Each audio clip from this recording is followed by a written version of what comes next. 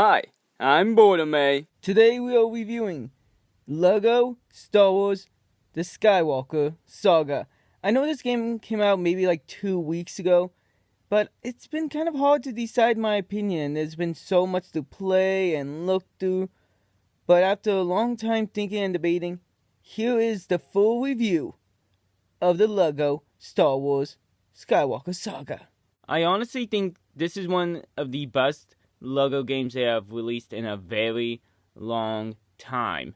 I think it is fun. I think they cover a lot of good gameplay aspects that will please both new audiences and old audiences alike.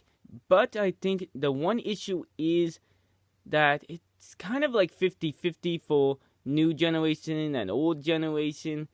And it just kind of comes off of only being pretty good for both. It doesn't really capture one, and I kind of think they should have picked a side a little bit more, because they have a bunch of new things, and they have a bunch of returning things that I think both parties may like. I know a lot of older fans don't like the menu screen, and how it's not like the original, and they just think the original is more easy to access, going and walking into the cantina and going to each level individually. And I still think it's something that Star Wars should bring back, but definitely they tried in this game, instead of just open world, they actually tried to make it a little bit in the middle, and that you select the movie and then it's open world. But I also didn't like some of the new things in the terms of that you can level up each of your classes, like the Jedi and things like that, or bounty hunters. I just think it was unnecessary. I don't think anyone came to a Lego game to level up their classes. I think they just want to play as all the characters and things like that. Speaking of characters, they did great picking a huge roster. There will always be some people missing, but I think this time around they just did great. They really picked some of the best characters from the 9 movies.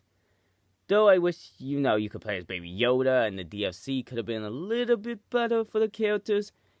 Especially speaking that they just purely all the characters, no levels included, which I thought was kind of odd. I do have some issues with the cutscenes. I think they kind of just feel rushed. Some feel good and they have good humor, but honestly, some of them just kind of rush the story, which overall becomes increasingly annoying when, because of course things have to be cut. But then you go and play it and it's rushing the story, and then you just do a mission about giving people food in a diner, which has nothing to do with it. And I honestly wouldn't mind doing some dumb missions that have nothing to do with it and has nothing to do with the actual movie, and have it be in the main story. I wouldn't mind it if they didn't cut good things from the main movies. But speaking about missions and side missions, they really extended the game in a great way with so many side missions, and they actually did good with the open world on that aspect. That from mission to mission, you can actually do side missions and kind of just get lost in the world. I kind of have mixed opinions though on how they do the side mission stuff and main mission stuff. 1 second you can be thinking you're actually in the level, walking around trying to find what you have to do, and then in the next second you realize you're not in the level. I really just think when you enter a planet, they should have just put the circle where you start the mission to begin it, so you can kind of have the option to explore the world or not, instead of having you have to go through the entire map, find it, and then once that's done, you then have to walk to the other side of the map and click on it again, and then in another part, you have to exit the building, go onto a spaceship to travel to a different part of the planet, then go onto your real spaceship, then fly to the other part of the galaxy, and then once you get there, you walk to the other part of the map, and then you start your mission. Overall, it's just small complaints like that, where they really could have fixed the game and just make it overall a better experience. But the levels were fun, though some were a bit odd.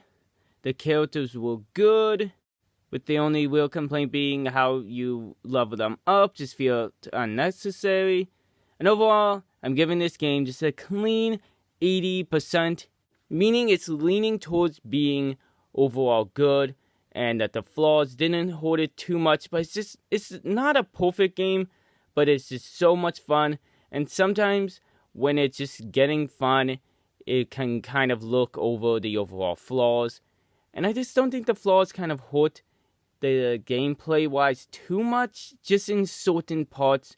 But I've been Birdime. Let me know what you thought of the game down below, and make sure to have a good night.